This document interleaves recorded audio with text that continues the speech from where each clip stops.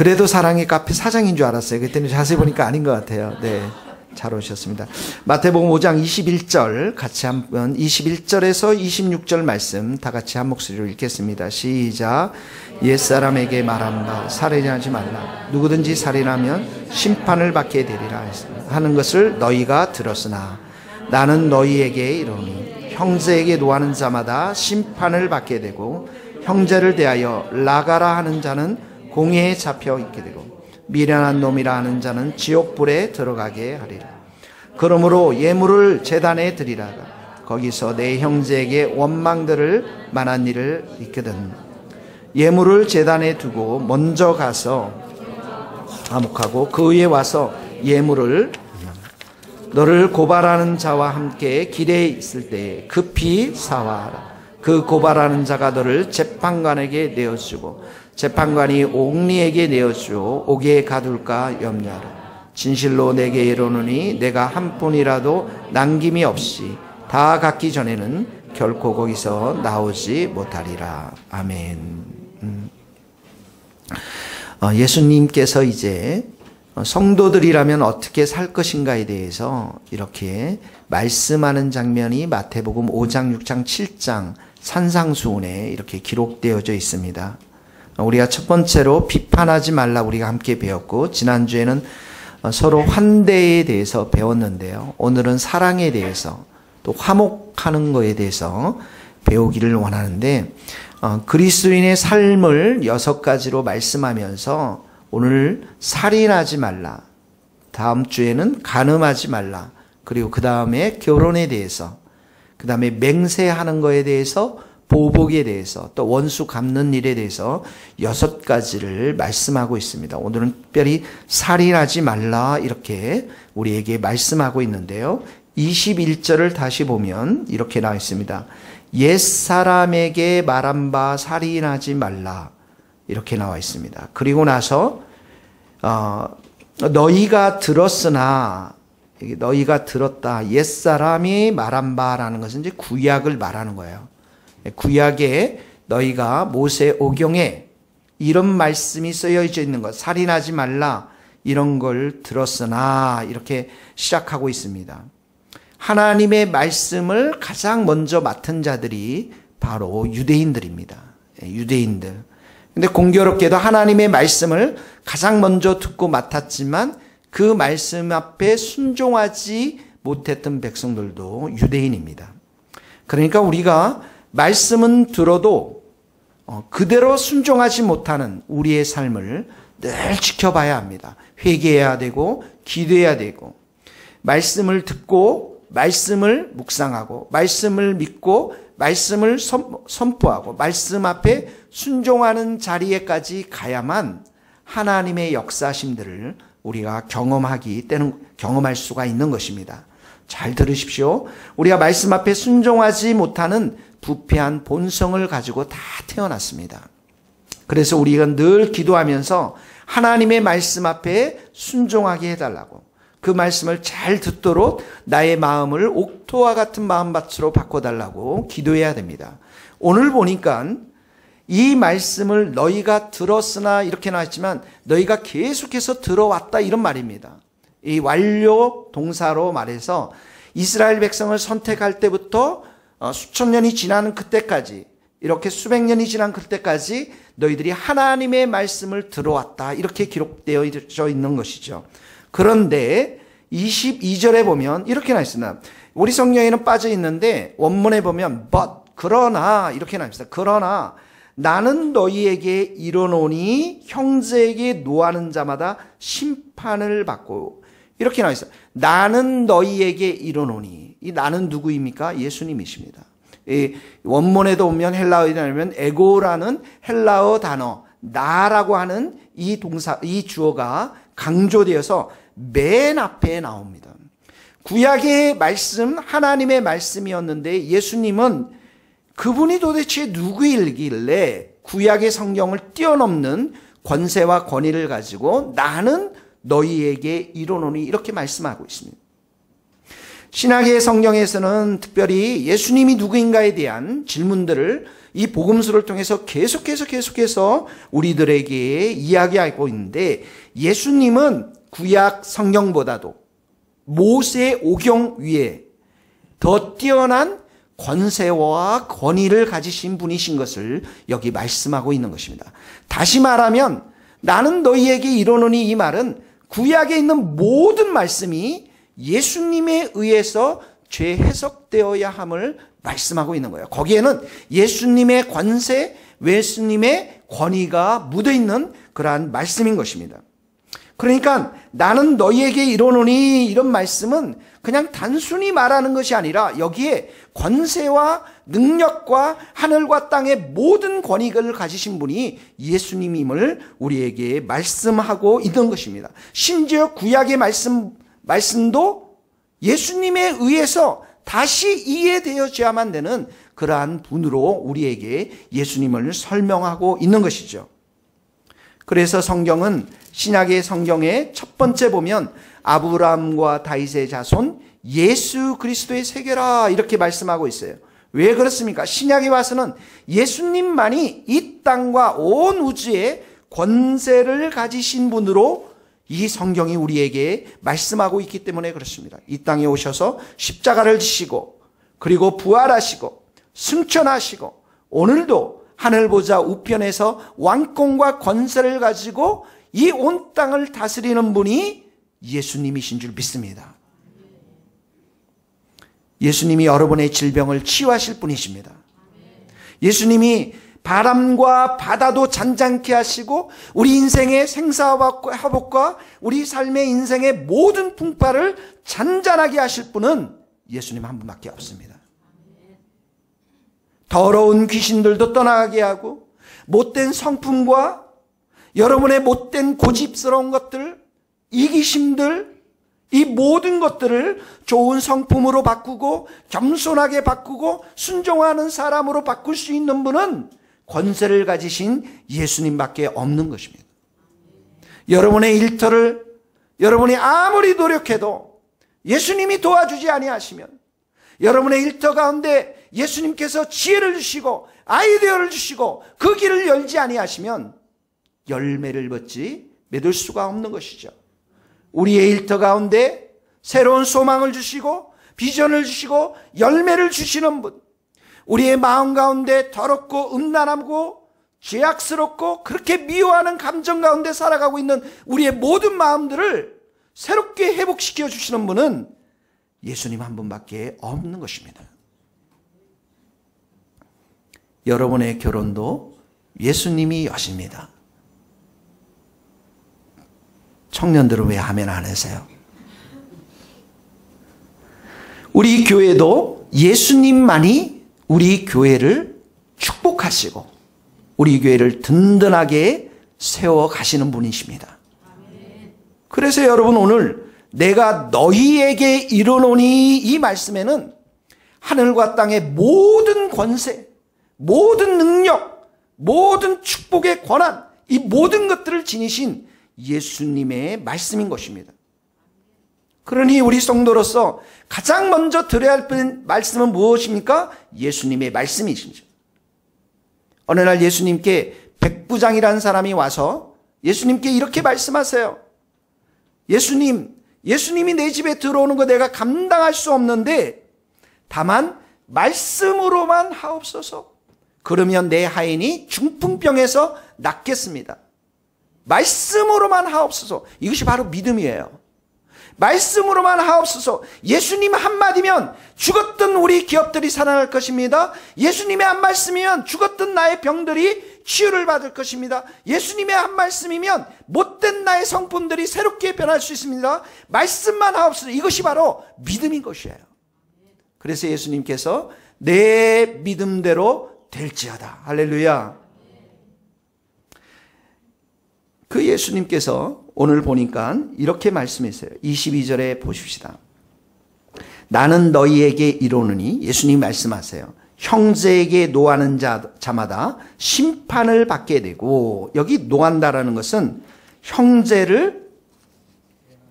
형제에 대해서 예, 분을 내는 것을 말합니다. 이 구약에 보면 21절에 보면 살인하지 말라, 살인하면 심판을 받게 되리라 이렇게 말했는데, 구약에서는, 그러니까 구약에 이 죄악이 들어오고 나서, 인간이 타락하고 나서 성경에 보면 최초의 악이 보면 가인이 아벨을 죽이는 살인의 사건들이 일어납니다.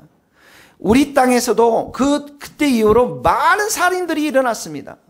우리가 아는 살인도 일어났고 알지 못하는 살인도 많이 일어났을 것입니다. 그러나 하나님께서는 그 모든 것들을 심판하실 것입니다. 왜 그렇습니까? 살인이라는 것은 생명을 주고 빼앗는 그 권세가 하나님께 있는 것인데, 그 하나님께 있는 권세를 인간이 빼앗는 것을 말하고 있는 거예요. 더 이상의 이 살인은 이웃을 사랑하고 섬기지 못하는 극단적인 방법, 악중의 최악이기 때문에 이 예수님께서, 이 구약에서는 살인을 금지시키고 살인을 행한 사람은 반드시 심판 받게 될 것임을 말씀하고 있는데, 예수님께서 이 살인의 말씀을 언급하면서 22절에 보니까 형제에게 노하는 자마다 이런 심판을 받을 것이다. 그러니까 살인과 이 노함이 함께, 어떻게 보면 우리의 마음속에 있는 죄악들을 예수님께서 말씀하시면서 지적하시면서 형제에게 화내는 것이 얼마나 심각한 죄인가를 우리들에게 말씀하고 있는 장면입니다. 우리가 형제를 죽일 만큼 미워했다면 그 살인만큼 하나님 앞에서 심각한 죄라는 것입니다. 여기서 형제에 대해서 화를 내는 것, 이 화낸다는 것은 한순간에 한번 화를 내는 것이 아니라 우리의 삶 속에서 끊임없이 악의적인 마음으로 이 분노를 하는 걸 말해요. 형제 자매들에 대해서 분노를 하는 것을 말합니다. 분노의 감정을 이렇게 풀지 못하는 그런 마음을 말하는 거예요. 여러분, 우리 주위에는 얼마나 많은 미워하는 마음이 많습니다. 분노하는 마음이 많아요. 남편과 아내가 미워합니다. 분노합니다. 제 주위에도 아들이, 자녀가 그 부모님의 돈을 수억 원을 가져가서 다 탕진했죠. 그래서 그 아버지와 아들의 관계가 끊어져서 이렇게 미워하고 분노하는 분을 제가 만난 적도 있습니다. 고용인과 고용주 사이에서 미움과 분노가 있습니다. 가진 자와 가진지 못하는 자에 대한 미움과 분노가 있습니다. 우리 안에는 너무나도 많은 분노와 미움들이 이 땅 가운데 가득 차 있는 것들을 보게 되어집니다. 죄송한데 거기 불 좀 꺼주시겠어요? 그 앞에 리모컨 가지고. 우리들 마음 가운데 미움과 분노가 굉장히 많이 있는 것들을 보게 되어져요. 이 나라 이 민족 가운데도 있고 가족 가운데도 있고 심지어 우리 교회 가운데도 있는 것을 보게 되었습니다. 여러분, 분노라는 것은 왜 일어나냐면, 분노라는 것은 내가 충족되지 않는 기대감이 있어요. 근데 그 충족이 되지 않아요. 예를 들자면 제가 12시에 누구를 만나기로 했어요. 근데 이 사람이 10분, 20분, 30분, 12시에 만날 기대감이 있었는데 30분이 되도록, 40분이 되도록 오지 않아요. 그러면 내 마음 가운데 있으면 어떡합니까? 용서의 마음과 미움의 마음과 용서의 마음과 분노의 마음들이 왔다 갔다 하는 것이죠. 그러면서 우리의 머릿속에 어떻게 합니까? 부정적인 소설을 많이 쓰는 거예요. 아니, 나를 이렇게 무시하는 거야? 나의 자존심을 이렇게 무시하는 거야? 이 부정적인 소설을 계속 써가고 있는 거예요. 그래서 아니, 전화도 한 통화 없고 이렇게 늦게까지 오고 내가 무시당한다는 그런 감정이 생길 때, 느낌이 생길 때, 이 기대감이 충족이 되지 않을 때 우리 안에 어떻게 합니까? 분노가 막 나오는 거죠. 알고 봐서 그 사람 만났더니 앞에 차 사고가 나서 교통사고 때문에 오지도 못하고 마침 핸드폰은 집에다 두고 가기 때문에 전화도 하지 못하는 그런 상황이었는데, 알고 보니까 근데 우리 안에 이런 기대감들이 충족되지 않고 그런 나를 무시하고 있다라고 하는 그런 생각들이 막 사로잡힐 때는 미움의 감정들이 생기는 거예요. 분노의 감정들이 생겨나는 것입니다. 여러분, 우리가 기대감들이 다 있어요. 많은 기대감들이 있습니다. 결혼을 하면은 어떡합니까? 결혼에 대한 기대감들이 있어요. 근데 그 결혼에 대한 기대감들이 충족되지 않을 때, 우리가 직장을 다닙니다. 직장에 대한 기대감이 있어요. 사람들로부터 열심히 일한다는 칭찬도 받고 인정도 받고 승진하고자 하는 그런 기대감들이 있어요. 그런데 그런 기대감들이 충족되지 않을 때, 우리들은 사람들 관계들을 맺을 때 그 사람들로부터 인정받고 칭찬받고 좋은 평판을 듣고자 하는 기대감들이 있어요. 근데 그런 기대감들이 충족되지 않을 때 어떻게 합니까? 우리에게는 화가 나는 거죠. 분이 나는 것입니다. 여러분, 우리가 기대감이 있는 것은 나쁜 것이 아니에요. 그런 소망이 있는 것은 당연한 것입니다. 그런데 이런 것들이 채워지지 않을 때 일어나는 이 분노가 문제인데, 그때 내 마음을 통제하시는 분이 누구냐면, 사실은 이 믿음 있는 사람들은 예수님이심을 믿고 예수님께 내려놓고 예수님께 의지하고 예수님께 의탁해야 되는데, 그러지 않고 내 마음을 내가 통제하고 내가 주인이 되어서 내 식대로 생각하고 부정적인 생각들을 할 때에 어떻게 합니까? 우리 마음에 분노가 폭발하는 것이에요. 여러분, 성도들은 여러분들 마음 가운데 누가 있습니까? 예수님이 계십니다. 믿습니까, 여러분? 여러분의 마음과 여러분의 감정과 여러분을 다스리는 자가 예수님이세요. 예수님을 바라봐야 됩니다. 그때 우리 한번 그때 읽어봅시다. 갈라디아서 2장 20절 말씀. 내가 그리스도와 함께, 시작, 내가 그리스도와 함께 십자가에 못 박혔나니 그런즉 이제는 내가 사는 것이 아니요 오직 내 안에 그리스도께서 사는 것이라. 이제 내가 육체 가운데 사는 것은 나를 사랑하사 나를 위하여 자기를 버리신 하나님의 아들을 믿는 믿음 안에서 사는 거예요. 너무나도 유명한 말씀입니다. 우리 안에 누가 산다고요? 예수님이 사세요. 내가 육체 가운데 산다라는 것, 내가 이 부패한 본성 가운데 산다라는 것은 무슨 의미를 말하냐면, 예수님이 내 안에 계셔서 예수님이 나를 다스리시고 나를 인도하시고 나를 통제하시고 나와 함께 하심을 믿는 이 믿음 가운데 사는 것입니다. 그러니까 이런 상황이 발생했을 때, 나의 기대감이 충족되지 않았을 때 화가 나고 분노한다라는 건 어떻게 해요? 내가 내 주인이 되어 살아가고 있다는 증거인 것입니다. 그러니까 여러분의 삶 가운데 내가 내 인생을 통제하려고 하고 내가 주인 되려고 하고 내가 이 모든 것들을 다스리려고 하는 이 모든 것들을 어떻게 해요? 주님 앞에 내려놓고, 내 혀를 주님 앞에 내려놓고, 내 감정을 주님 앞에 내려놓고, 내 인생의 주인 되신 분이 예수님이심을 내려놓고, 여러분들은 어떻게 해요? 참된 힘을 얻을 때에 분노가 나오지 않는 것입니다. 여러분 축복합니다. 예수님이 여러분의 주인 되십니다. 믿습니까, 여러분? 여러분의 마음 속에 예수님이 주인이 되셔야 돼요. 예수님이 여러분의 마음을 다스려야 돼요.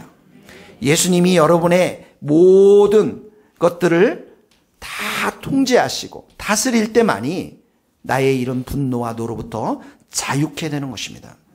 그래서 성경에는 우리들을 말하면서 너희들이 새 창조된 사람인데, 새 창조됐다라는 그 의미가 이제는 옛사람, 내가 주인이 돼 살았던 것들, 옛 옷들 다 벗어 던지라는 거예요.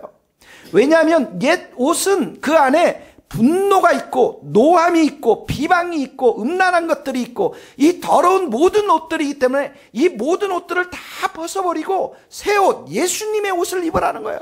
우리의 마음 가운데 예수님의 마음으로 가득 채우라는 거예요. 예수님이 우리를 다스리시고 예수님이 내 인생 가운데 모든 것들을 통제하시도록 내려놓으라는 것입니다. 그때 여러분들의 분노가 사라지는 거예요. 그래서 여러분, 이렇게 예수님 앞에 내려놓는다라는 말은, 예수님이 나를 다스린다라는 구체적인 말은 뭐냐면, 나의 생각 가운데 예수님을 그때그때마다 그 순간순간마다 많이 생각하는 것입니다. 여러분, 우리 생각은 우리의 마음을 지배합니다. 마음이 지배가 되면 그 마음은 행동과 말을 또 지배하는 거예요. 그래서 우리의 생각 속에서 예수님을 많이 생각해야 돼요. 우리의 예수님을 생각하면서 예수님의 이름을 많이 불러야 됩니다. 내가 화나고 분노하는 그런 상황 속에 있으면 어떻게 해요? 예수님, 예수님, 예수님의 이름을 불러야 돼요. 그럼 예수님이 어떻게 해요? 그 분노하는 감정들을 다스려주면서 예수님 가운데 있는 겸손한 마음을 주세요. 온유한 마음을 주세요. 이해에 대한 마음을 주세요. 사랑의 마음을 주십니다. 어떤 사람에게 내가 화가 났어요. 내가 김모모 씨라는 사람한테 화가 났어요. 그 사람을 생각하면 안 돼요. 누구를 생각합니까? 예수님을 예수님의 이름을 불러야 돼요. 예수님을 이름을 부르면 예수님께서 그 형제를 축복해라.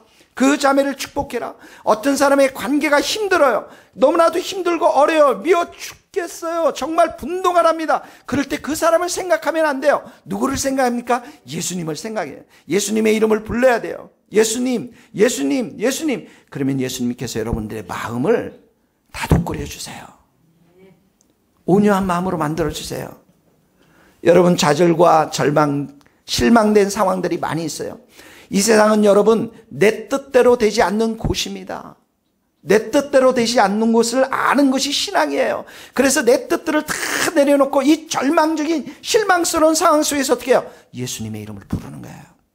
예수님, 예수님 어떡합니까? 그럼 예수님이 여러분들에게 어떻게 해요? 소망을 주세요. 믿음을 주십니다. 확신을 주십니다. 병들어 우울해하고 또 여러 가지 속상한 일이 생길 때 예수님의 이름을 부릅니다. 계속해서 예수님, 예수님, 예수님을 부르면 예수님이 여러분들에게 치유도 주시고 회복도 주시고 기쁨도 주시고. 여러분, 우리 친구들 종진이 저 좀 보시고, 우리 친구들 공부하느라고 힘들죠. 그럴 때 어떻게 돼야 돼요? 예수님의 이름을 부르는 거예요. 예수님, 예수님. 수없이 부르다 보면 예수님이 어떻게 해요? 지혜를 주세요. 명철을 주세요. 그렇다고 모두가 다 공부 잘하는 거 아니에요. 우리들 친구 중에서는 음악을 잘하는 친구들이 있을 거예요. 우리들 친구 중에서는 떡을 잘 만드는 친구들이 있을 거예요. 우리들 친구 중에는 신발을 잘 만드는 친구들이 있을 거예요. 그래, 너는 공부보다도 이런 일들을 내가 탤런트를 주시니 이런 일을 해보거라. 마음을 주시고 소망을 주시고 길을 열어주세요. 사랑하는 성도 여러분, 우리의 삶 가운데 잘 기억하세요. 우리의 생각 가운데, 우리의 입술 가운데 예수님을 생각하고 예수님의 이름을 수백 번, 수천 번 부르면 그 예수님께서, 살아계시고 역사하신 예수님께서 우리의 마음을 변화시켜 주시고 새롭게 하시고 소망을 주시는 줄 믿습니다. 여러분, 믿음의 주요 온전하게 하시는 예수님을 바라보자라는 게 그냥 글자로만 있는 게 아니에요. 우리의 눈이, 우리의 입술이, 우리의 생각이 하루에도 수백 번, 1000번 이상 예수님을 불러보세요. 바뀝니다. 영향을 받습니다. 주님이 그 음성을 듣고 우리에게 찾아와서 우리를 새롭게 하시고 모든 절망들을 다 떠나가게 하시고 우리에게 소망을 주시는 분이시여. 예수님이 살아계세요. 보좌 우편에 앉아 계시고 온 우주를 통제하시고 권세, 모든 하늘과 땅을 권세를 가지신 분은 예수님 한 분이신 줄 믿습니다. 그 예수님께서 우리의 마음을 지배하시고 우리 인생을 통제하시고 우리의 혀를 다스리시고 우리의 감정을 통제하시면 화도 분노도 다 사가려지고 우리 안에 겸손한 마음, 온유한 마음, 사랑의 마음, 소망의 마음, 기쁨의 마음으로 우리가 변화될 줄로 믿습니다. 제가 최근에 발견한 비밀이에요. 여러분들이 실망케 하고 힘들게 하는 사람이 딱 떠오를 때 우리는 참 상처에, 어려운 것에, 힘든 것을 많이 묵상해요. 힘든 것들을, 그런 게 생각이 떠오를 때마다 바로 그때 부르는 이름 뭐라고요? 예수님. 할렐루야. 계속 부르세요. 그런 사람들이 없어지도록, 그런 환경이 없어지도록 수십 번, 수백 번을 불러보세요. 소망이 넘칩니다. 기쁨이 넘쳐요. 믿습니까, 여러분? 그래서 예수님께서 우리에게 말씀했습니다. 너희 안에 이 마음을 품어라. 곧 예수 그리스도의 마음이니. 여러분, 축복합니다. 여러분의 마음 가운데 예수님의 마음으로 가득 넘쳐나기를 예수님의 이름으로 축원합니다. 거기 한번 읽어봅시다. 믿음의 주요. 시작. 믿음의 주요 온전하게 하시는 이신 예수를 바라보자. 예수님만 바라보세요. 예수님만 찾으세요. 입술로. 두 번째 보면 22절에 보면 그래서 형제에게 노하지 말고요. 두 번째 보면 라가라 하는 자는 공회에 잡혀가게 되고요. 라카라는 단어는 욕설입니다. 욕설. 아주 무시하고 멸시하는 욕이에요. 머리가 텅 빈 놈, 뭐 닭대가리 뭐 이런 거 있잖아요. 이런 말로 멸시하는 거, 인간의 존엄성과 인격을 모독하는 말입니다. 욕입니다. 그런 사람들은 공회에 잡혀간다라는 것은 재판하기 위해서 잡혀간다라는 거예요. 심판하겠다라는 그런 자들. 그리고 22절에 또 보면 미련한 놈이라 하는 자는 지옥불에 돼. 여기 번역이 좀 잘못됐어요. 미련한 놈 이 말은 멸망받을 놈, 그 영혼이 아주 강한 저주입니다. 저주. 그러니까 지옥불의 심판을 이야기하는, 나가 죽어라, 지옥에 나가라, 지옥에 떨어져, 뭐 이런 아주 욕설을 말하는 거 있는 것입니다. 남을 깔보는 태도, 남을 무시하는 태도, 저주하는 태도. 자, 보세요. 다른 사람들이 화를 냅니다. 그리고 욕설을 퍼붓습니다. 그리고 저주합니다. 우리 사랑하는 성도님들, 남을 미워하고 무시하고 깔보고 이런 욕은 안 했지만 그래도 했던 욕들이 있다면 이 시간 회개할 수 있기를 예수님의 이름으로 축원합니다. 여러분의 생각에는 예수님의 생각, 예수님의 말로 가득 넣어야 됩니다. 여러분 어렸을 때 샘이라는 게 있어요. 우리 친구들 샘 아세요? 우물? 희진이 아세요? 우물이 있어요. 우물가에 가면 두레박이 있어요. 그 두레박에 물을 탁 길어서 마시면 어떻게 해요? 그 두레박에 물을 길어서 먹으면 여름에 얼마나 시원한지 모릅니다. 근데 그 우물가에는 항상 시원한 물이 있어요. 아주 단물이 있어요. 근데 어느 날 갔더니 하루는 단물이 나오고 또 하루는 아주 쓴 물이 나오고 그런 우물가는 없습니다. 그런 우물가는 없어요. 우리에게는 하나님이 입술을 주셨어요. 이 입술은 어떤 입술입니까? 찬송의 입술을 주셨어요. 감사의 입술을 줬어요. 사랑의 축복하는 입술을 줬어요. 근데 이 입술로 다른 사람을 저주하고 비방하는 입술은 우리에게 준 적이 없습니다. 거기 한번 읽어봅시다. 야고보서 3장 9절입니다. 시작. 이것으로 우리가 주 아버지를 찬송하고 또 이것으로 하나님의 형상대로 지음을 받은 사람을 저주하나니 한 입에서 찬송과 저주가 나오는 내 형제들아 이것이 마땅하지 아니하니라. 샘이 한 구멍으로 어찌 단물과 쓴물을 내겠느냐. 단물과 쓴물을 못 낸다라는 거죠. 이 형제들아 한쪽에서는 저주하고 한쪽에서 찬송하는 것 이게 마땅치 않다라는 거예요. 그게 일어날 수가 없다라는 것입니다. 예를 들어서 우리가 교육부장 한 집사님을 김 집사님을 세웠다고 생각해 봅시다. 그러면 한쪽에서는 이렇게 얘기할 수 있어요. 저 김 집사님 아이들이 얼마나 문제가 많은데 어떻게 저 사람을 교육부장으로 세우느냐 이렇게 얘기할 수 있지만 또 어떻게 해서는 그래도 김 집사님이 아주 잘할 거예요.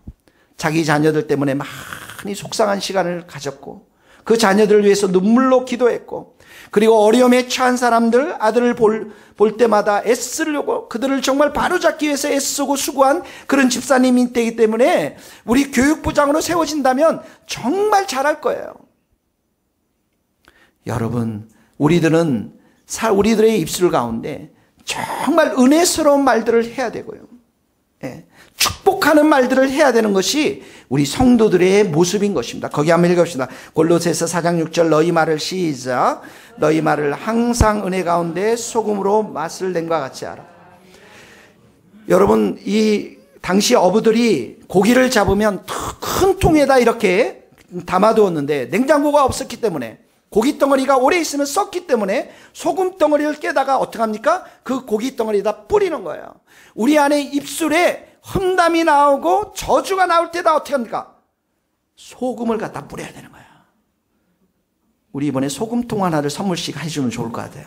그게 나올 때마다 뿌리는 거예요. 그러면 어떻게 해요? 은혜스러운 말, 축복스러운 말로 우리가 변화될 수가 있는 거예요. 사람은 여러분 다 좋은 점과 약점이 있어요. 부족한 점이 있습니다. 그런데 사람들에게는 잘하는 것, 좋은 게 잘 못하는 것, 약점보다도 훨씬 많습니다. 근데 우리 마음이 어둡기 때문에 우리는 다른 사람들을 볼 때 약점과 허물이 더 먼저 눈에 들어옵니다. 여러분 도화지가 있다고, 이 하얀 도화지가 있다고 생각해 보세요. 이 도화지에 작은 점을 딱 찍으면 뭐가 눈에 들어옵니까? 점이 들어와요. 새까만 점이 들어옵니다. 마찬가지로 사람들에게 있는 90%, 95% 좋은 점들 우리 눈에 들어오는 것이 아니라 5%, 그 10% 약점과 허물이 우리 가운데 들어오는 거예요. 그래서 우리에게는 사람 사람들의 좋은 점들을 우리가 칭찬해 줘야만 합니다.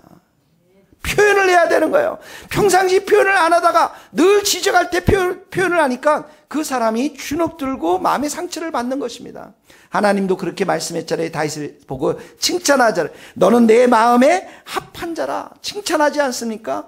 그 예수님도 향유를 부은 그 옥합 향유를 부은 여인에게 내게 좋은 일을 하였도다라고 칭찬하지 않습니까? 잘하였도다. 착하고 충성된 자가 내가 작은 일에 충성하였으니 내가 내게 많은 것을 맡기리라. 주님께서 칭찬하지 않습니까? 여러분들 가운데, 삶 가운데 좋은 것에 대한 표현들이 많아질 수 있기를 예수님의 이름으로 축원합니다. 여러분, 우리 교회는 정말 좋은 것들이 많습니다. 우리 새교회는 좋은 분들이 많이 있습니다. 여러분들 한 분 한 분마다 보석 같은 분이십니다. 제가 아부를 하기 위해서 이런 게 아니고요. 예, 우리 늘 온유하시고 지혜로우신 우리 장로님이 계십니다. 그리고 우리에게 정말 예의 바른, 늘 예의 바른 우리 종진이도 있어요. 또 오늘 우리 좀 아파가지고 지훈이가 못 나온 것 같아 열심히 전도하고 공부하는 지훈이도 있어요. 또 우리 운동도 열심히 하고 이 학생들에게 인기가 좋은 원석이도 있어요. 할렐루야. 마음이 늘 따뜻하고 온유한 세영이가 있어요. 늘 우리들에게 따뜻한 밥을 지어주는 우리 권사님들이, 집사님들이 계십니다. 그리고 우리가 열심히 이렇게 찬양하고 경배하며 아름다운 마음으로 찬양하는 우리 지휘자님, 또 반주자님, 성가대원들이 있어요. 늘 커피로 우리를 대접하는 조인숙 집사님, 장 집사님은 아직 안 나오셨네요. 교회 개척 때마다 지금 4년이 지난 이 시간까지 늘 한 자리에서 굳건하게 자리를 지키고 있는 송상호 집사님, 임미영 집사님, 윤선희 집사님 있어 계셔요. 새벽마다 이 자리를 지키고 계신 김재련 집사님, 또 손명준 집사님도 계셔요. 또 우리가 저 뒤에서 보면 늘 저 마이크, 저 음향을 조절하고 있는 우리 문영 형제도 있습니다. 착한 준호 형제도 있습니다. 더 착한 성빈 선생님도 있습니다. 더 착한 혁준 선생님도 있어요. 은별이 우리 청년부에 열심히 나와서 지금 잠깐 나갔는데 수고하는 은별 선생님도 있어요. 우리 또 중요할 때 이렇게 자리에 없지만 터키로 떠나는 우리 시금치 좋아하는 스미마생 우리 은혜 선교사님도 있어요. 또 옆에서 늘 기도해주는 장기복 집사님도 계십니다. 우리 교회 청년들이 이제 정말 열심히 잘 보이고 얼마나 열심히 이들이 기도하고 수요일날 성경 공부로 금요일날 기도하고 또 끝나면 극장으로 노래방으로 가고 있는 우리 청년들도 있습니다. 그곳에 가서 이분들이 찬양을 불렀겠죠. 노래방에 가서. 아닌가요? 네, 앞으로 부를 줄 믿습니다. 축복해 줘야 돼요, 여러분. 우리 모두를 축복해 줘야 돼. 세계에서 최고로 맛있는 빵집을 우리 옆에 붙였어요. 그래도 사랑해.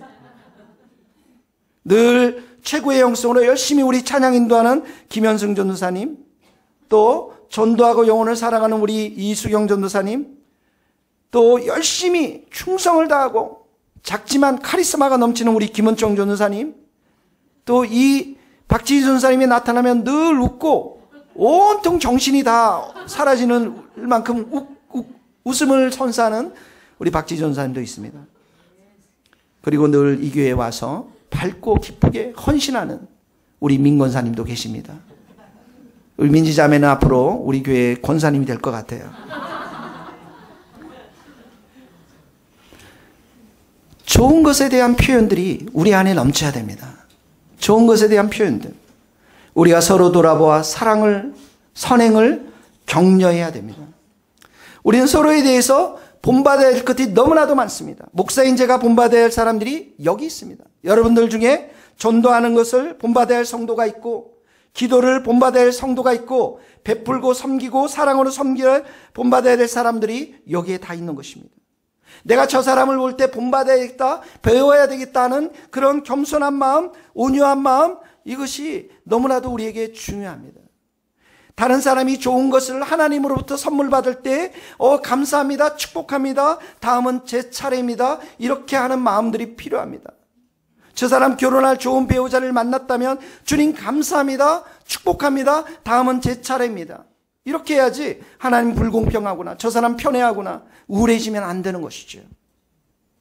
그러므로 우리가 형제 자매를 화내게 하고 욕하고 저주하는 것이 아니라 어떻게 합니까? 그 형제가 잘 되고 정말 축복받도록 기뻐하는 삶이 우리 안에 넘쳐야 됩니다. 기뻐하면, 우리가 서로를 축복하면, 사랑으로 정말 축복하면, 좋은 것으로 우리가 본 것을 축복하면 우리의 공동체가 감사와 기쁨이 넘치고 정말 우리의 이 공동체가 건강한 하나님의 공동체가 되어질 줄로 믿습니다.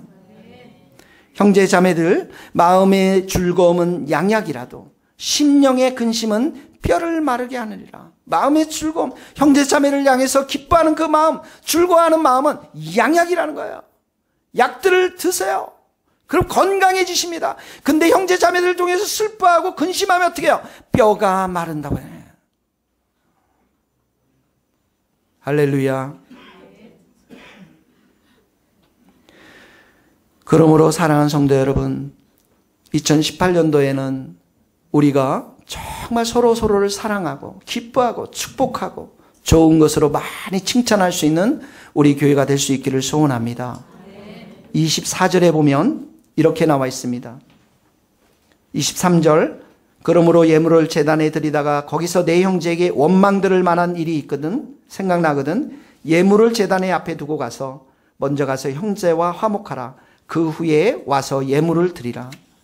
여러분, 하나님 앞에 예물을 드리는 것, 예배를 드리는 것 너무나도 중요합니다. 하나님 예배를 얼마나 기뻐하시는지 모릅니다. 그런데 형제를 미워하는 그 마음들, 형제를 저주하는 마음들, 형제를 용서하지 못하는 이런 마음들이 있는 예배, 하나님 받지 않겠다라는 거예요. 그런 사람들의 헌금, 기도, 하나님이 받지 않겠다라는 것입니다. 예배가 너무나도 중요하고 하나님이 그 예배를 너무나도 소중히 여기는데 미워하는 마음, 이런 마음을 가지고서는 하나님께서 절대 받지 않겠다라는 것입니다. 이것이 바로 구약의 역사예요. 구약의 역사. 하나님 앞에 수많은 제물을 드리고 그들이 정말 헛된 제물을 드리고 예배를 드렸지만 하나님 그거 받지 않겠다라는 거예요. 너희들 손에 이 피가 있는 이상 형제들을 미워하고 형제들을 착지하고 욕하고 죽이는 이런 미운 것들이 있는 한 하나님은 그들의 기도를 듣지 않고 그들의 예배를 받지 않겠다고 하시는 말씀이 구약의 말씀인 것입니다. 거기 한번 읽겠습니다. 이사야서 1장 11절 여호와께서 시작. 여호와께서 말씀하시되 너희의 무수한 제물이 내게 무엇이 유익하뇨? 나는 순양의 번제와 살진 짐승의 기름에 배불렀고 나는 수송아지나 어린 양이나 순염소의 피를 기뻐하지 아니하려. 헛된 제물을 다시 가져오지 말라. 너희가 손을 펼 때에 내가 내 눈을 너희에게 가리고 너희 많이 기도할지라도 내가 듣지 아니하리니 이는 너희의 손에 피가 간다. 여러분, 기도하지만 응답받지 못하는 사람들이 얼마나 불쌍합니까? 내가 하나님을 만나러 왔지만, 예배드려 왔지만 하나님이 만나주지 아니하시고 그 영혼을 회복시켜 주지 아니하시고 은혜를 주셔서 성령의 충만한 은혜를 주셔서 살게 하지 않는 그 예배가 얼마나 슬픈 예배입니까? 우리에게 형제를 사랑하고 화목하고 용서하고 축복하고 우리 형제들을 겸손히 사랑하는, 그래서 그 형제들과 함께 예배드리는 그런 예배를 하나님께서 기뻐하시는 줄 믿습니다.